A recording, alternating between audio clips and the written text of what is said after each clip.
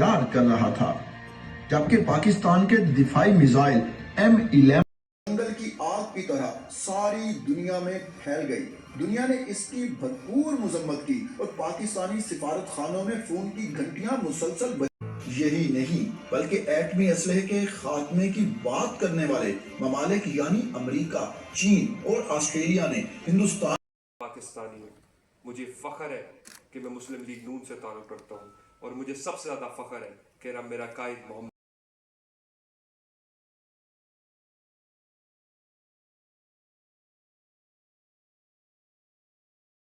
ہمارے different programmes, میں آپ سب کا بھی بہت مشکور ہوں، اپنے لوگوں کا بہت مشکور ہوں، اور سب سے زیادہ اس قوم کی بیٹیوں کا مشکور